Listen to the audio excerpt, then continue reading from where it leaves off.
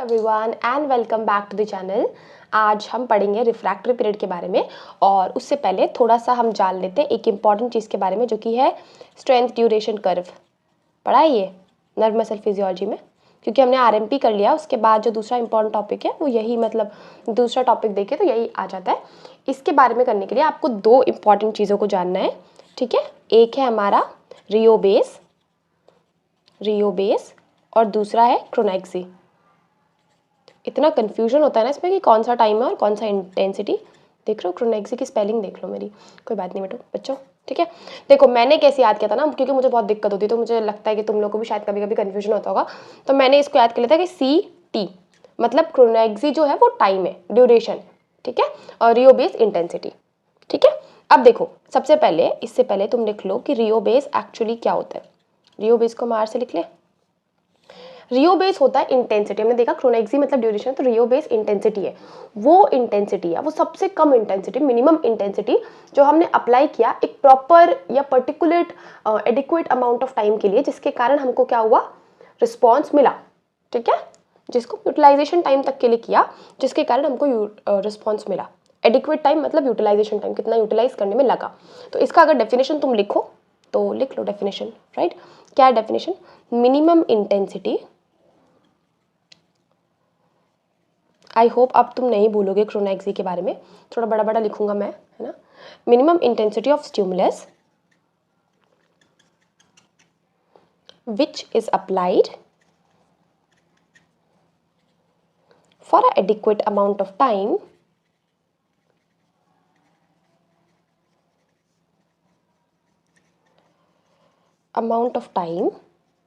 या duration, time को duration भी बोल दो, और इट प्रोड्यूसेस रिस्पॉन्स, ठीक। और इसका उल्टा हमारे पास क्या आता है बच्चों? क्रोनेक्सी। उल्टा नहीं, मतलब इसके हमारे लिए ये किताब के हिसाब से एनसीईआरटी बोलने की आदत होगी ना। क्रोनेक्सी हमने क्या देख लिया दी कि ये है टाइम, है ना। सीटी से याद कर लो, क्रोनेक्सी मतलब ड्यूरेशन। और क्रोनेक्सी में एक चीज़ क्या होता है, जब क्रोनेक्सी के बारे में पढ़ोगे तो ये तो हमने पढ़ लिया कि मिनिमम टाइम या मिनिमम ड्यूरेशन, पर मिनिमम ड्यूरेशन इसके साथ एक ये है कि हमको जो इंटेंसिटी देना है या स्टिमुलस देना है वो रियो बेस का डबल देना है। मतलब इसमें दो चीज़ें ऐसे लिख सकते हो कि एक तो ये टाइम है, टाइम या तुम अपने अच्छी लैंग्वेज में लिखो ड्यूरेशन, और दूसरा इसमें हम जो स्टिमुलस देंगे वो 2 × R देंगे। R मतलब दीदी रियो बेस मतलब इंटेंसिटी, इससे याद रहेगा तुमको, ठीक है। और इसके अलावा इसकी डेफिनेशन अगर लिखनी है तो लिख लो minimum duration for which the stimulus of double rheobase मतलब 2R, ठीक है। 2R produces intensity, produces response, ठीक है। दी यार आप क्या पढ़ाने वाले थे, रिफ्रैक्टरी पीरियड, आप क्या पढ़ा रहे हो? क्रोनेक्सी रियो बेस। ओहो ये इंपॉर्टेंट है, ये जो क्रोनेक्सी और रियो बेस वाला क्वेश्चन है ये तुम्हारे एसएक्यू में बन सकता है नर्व मसल से, या तो 2 मार्क्स क्वेश्चन में बन सकता है। तो 2 मार्क्स और 5 मार्क्स हम ऐसे थोड़े छोड़ सकते हैं, इतना बना देना। फिर इसका एक कर्व भी आता है, डायग्राम मतलब वो आता है ग्राफ, तो ग्राफ भी बस बना के ले रख लो और बस याद कर लो कि बताना क्या चाह रहे हैं, दैट्स इट। उसको ऐसे कैसे एग्जाम में बना के आता ना, कोई दिक्कत नहीं है। तो अब बनाओगे तो कुछ ऐसा ग्राफ बनेगा। Don't focus on my straight line, ठीक है, तुम बना लेना एग्जाम में, वो इंपॉर्टेंट है। देखो इधर हम रख देते हैं क्या, दी टाइम या इसको ड्यूरेशन तुम्हारे हिसाब से, ठीक है। और ये हमारा किस में होगा दी, मिली सेकेंड्स में, ठीक। और इधर हम रख देते हैं स्ट्रेंथ या करंट स्ट्रेंथ, ये किसने में होगा दी, वोल्ट में, ठीक है। ये हमने रख दिया। अब मतलब हमको ये तो समझ में आ जाएगा कि जो क्रोनेक्सी वाला ग्राफ बनेगा तो वो कुछ ऐसा बनेगा, और जो रियो बेस वाला ग्राफ बनेगा वो कुछ ऐसा बनेगा, है ना, क्योंकि रियो बेस हमारा ड्यूरेशन है, तो ये रियो बेस वाला ग्राफ बनेगा और ये हमारा क्रोनेक्सी वाला ग्राफ बनेगा। तो अगर हम एक ऐसे ग्राफ बनाते हैं, चलो एक अच्छा सा ग्राफ बनाते हैं सुंदर सा, ठीक। तो ये जो ड्यूरेशन है रिस्पॉन्स प्रोड्यूस करने के लिए, ये जो ड्यूरेशन दिख रहा है, ठीक, ये हो गया हमारे पास क्या, देखो ये अगर हम मान लेते हैं कि चलो दी दिस इज R, ठीक है, और ये वाला जो ड्यूरेशन है वो 2R है, ठीक है। तो ये जो 2R वाला ड्यूरेशन है, इसके कारण जो हमको रिस्पॉन्स मिल रहा है या जो ये ड्यूरेशन जितने में मिल रहा है, दैट इज कॉल्ड एज क्रोनेक्सी। हमने क्या पढ़ा कि रियो बेस जो है वो करंट का स्ट्रेंथ है, उल्टा बोल दिया क्या मैंने, और जो क्रोनेक्सी है वो रिस्पॉन्स है, टाइम है ना। तो ये जो देखो आर वाला जो है वो इंटेंसिटी है, तो ये आर इंटेंसिटी है जो कि रिस्पॉन्स प्रोड्यूस करेगा, लेकिन ये क्रोनेक्सी नहीं हो सकता क्योंकि क्रोनेक्सी जो ड्यूरेशन होता है उसको निकालने के लिए हमको क्या करना पड़ता है, आर को डबल करना पड़ता है। तो ये जो 2r वाला ड्यूरेशन होगा that will give you a chronaxie. तो ऐसे होगा कि क्रोनेक्सी हमको मिलेगा एक्स एक्सिस पे, क्योंकि ये क्या है हमारे पास टाइम, और रियो बेस हमको मिलेगा वाई एक्सिस पे। बस ये वाला ग्राफ बना के आना, एग्जामिनर तुमसे इतना ज़्यादा इम्प्रेस हो जाएंगे ना, इतना ज़्यादा, ठीक है, कि मतलब यू विल बी सरप्राइज्ड। अब हम बात करते हैं किसके बारे में बात करने वाले थे हम, रिफ्रैक्टरी पीरियड के बारे में, वो इंपॉर्टेंट है। रिफ्रैक्टरी पीरियड क्या होता है, देखो पीरियड मतलब समझ में आ रहा है कि ये टाइम है, राइट, ड्यूरेशन है, टाइम है। तो ये वो ड्यूरेशन है जिसमें क्या किया हमने, जैसे हमने स्टिमुलस दिया, ये तुमने एक स्टिमुलस दिया, ठीक है, और इसके ये रिस्पॉन्स प्रोड्यूस हुआ। तो ये स्टिमुलस देने से रिस्पॉन्स प्रोड्यूस होने के बीच में जो टाइम होता है इसको हम बोलते हैं रिफ्रैक्टरी पीरियड। आई होप तुमको समझ में आया, ये काफ़ी छोटा है बट दैट्स ओके, समझ आने से मतलब है। यहाँ तुमने स्टिमुलस दिया इस पर्टिकुलर टाइम पे और इस पर्टिकुलर टाइम पे रिस्पॉन्स आया, उसके बीच में जो गैप वाला फेज होता है that is called as refractory period, ठीक है। और इस केस में क्या हो सकता है, अब मान लो तुमने कोई दूसरा स्टिमुलस दे दिया, ठीक है, तो दो चीज़ें हो सकती है, या तो चाहे तुम स्टिमुलस दे दो तो कोई रिस्पॉन्स प्रोड्यूस नहीं होगा, और या तो ऐसा हो कि बहुत सारे स्टिमुलस दो, थ्रेशोल्ड से ज़्यादा स्टिमुलस का, तो रिस्पॉन्स प्रोड्यूस हो भी सकता है, राइट। तो यहाँ पे दो तरह का रिफ्रैक्टरी पीरियड हो जाता है इसी के बेसिस पे। एक हो जाता है एब्सोल्यूट, ठीक है, मतलब सीधी भाषा में समझो तो नो रिस्पॉन्स, ठीक है। दूसरा हो जाता है रिलेटिव, कि अगर तुमने थ्रेशोल्ड से ज़्यादा दे दिया तो हमको क्या मिलेगा, हमको रिस्पॉन्स मिलेगा। ये है हमारी लेमन लैंग्वेज में टर्म, ठीक है। तो रिफ्रैक्टरी पीरियड हमने देख लिया दी कि वो ड्यूरेशन जहाँ पे हमने स्टिमुलस अप्लाई किया एंड रिस्पॉन्स आने में जो ड्यूरेशन का गैप लगा that is called as refractory period. अब उसमें दो चीज़ें होती है, एक एब्सोल्यूट, चाहे तुम कितनी भी इंटेंसिटी लगा दो सेकेंड स्टिमुलस का, लेकिन क्या होगा, हमको रिस्पॉन्स नहीं जनरेट होगा। और दूसरा रिलेटिव रिफ्रैक्टरी पीरियड, जिसमें अगर स्टिमुलस जो है वो थ्रेशोल्ड से ज़्यादा है तो रिस्पॉन्स जनरेट हो सकता है या हो जाएगा, ठीक है। तो ये हो गया हमारा। अब देखो डेफिनेशन लिख लो, अगर तुमको लिखना है तो लिखना है रिफ्रैक्टरी पीरियड का डेफिनेशन लिख लो, दी अच्छे एग्जाम में तो अच्छे उसमें लिख के आना है। तो it is refers to duration, या रिफ्रैक्टिव पीरियड से पीरियड मिल जाएगा, ऑफ दी क्या बोल सकते हैं, impulse followed by following action potential.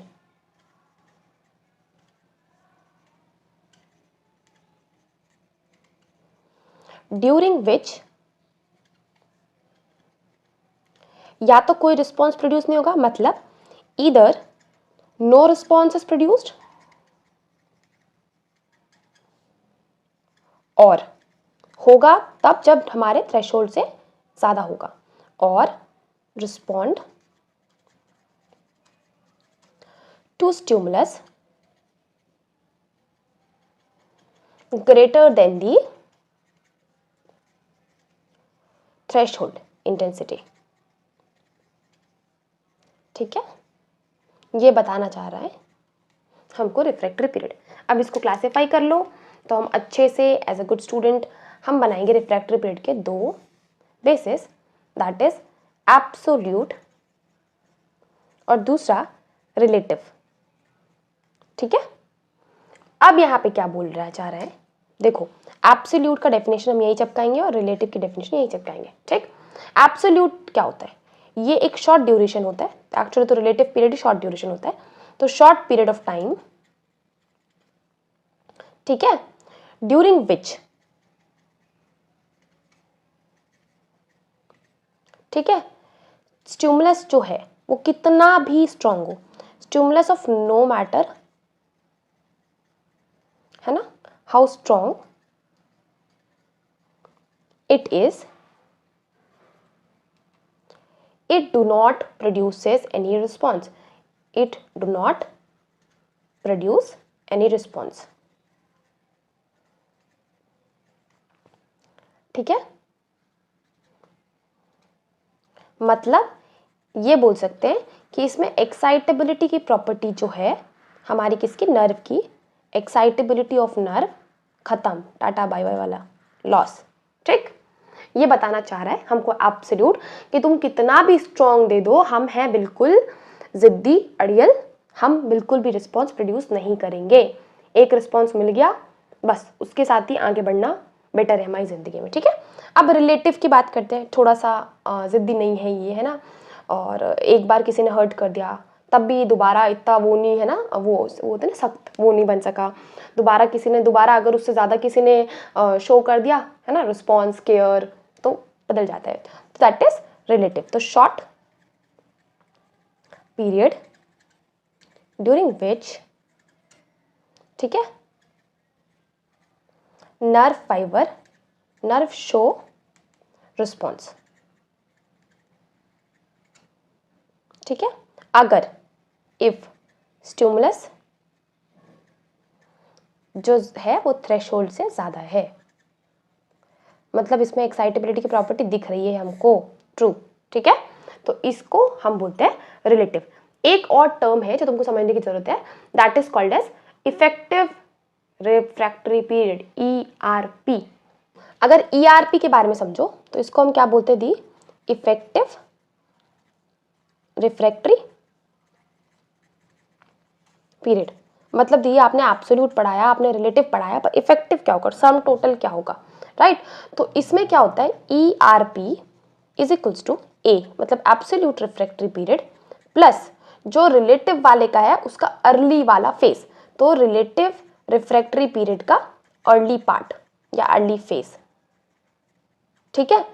ये होता है हमारे पास क्या, effective refractory period.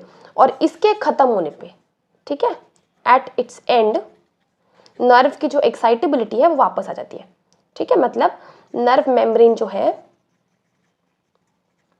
Can produce या कंडक्ट द इम्पल्स,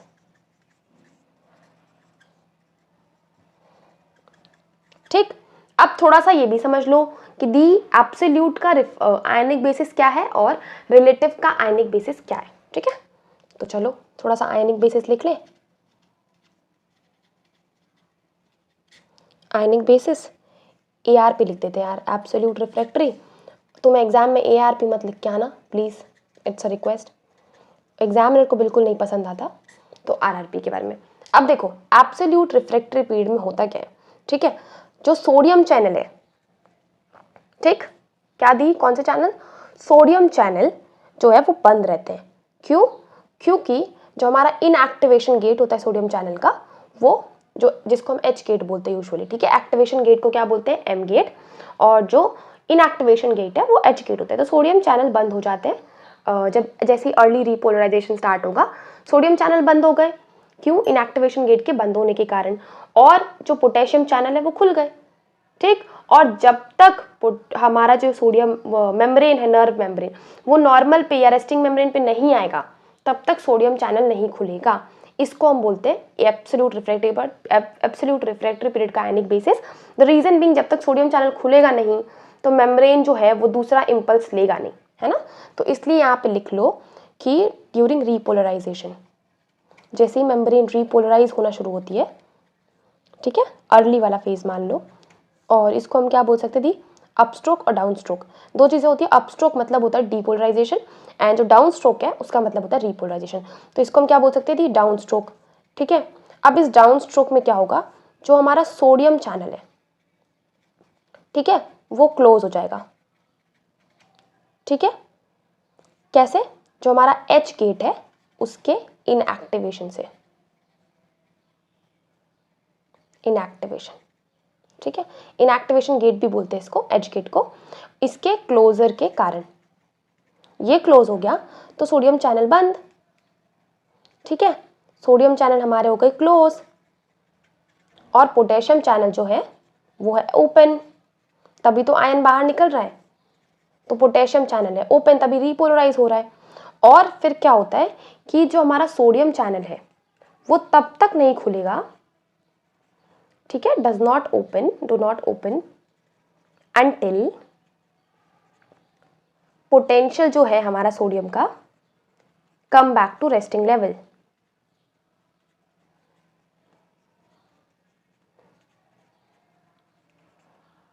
ठीक है। इसीलिए क्या होता है कि जो नर्व है, there is no stimulation of nerve.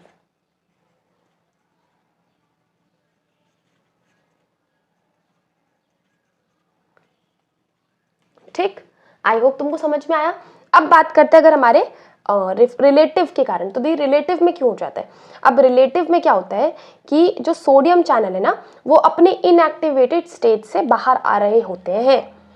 जैसे ही इनएक्टिवेटेड स्टेट से बाहर आ रहे हैं, पोटेशियम चैनल इसमें भी खुला हुआ है, तो होगा क्या कि अगर हमने स्ट्रॉन्ग स्टिमुलस दिया नॉर्मल इंटेंसिटी से ज़्यादा, तो ज़्यादा नंबर ऑफ सोडियम चैनल खुलने लगेंगे एम गेट के कारण। और ये एम गेट के कारण जो सोडियम चैनल खुले, इसके कारण हमको थोड़ा बहुत जो है रिस्पॉन्स मिलेगा।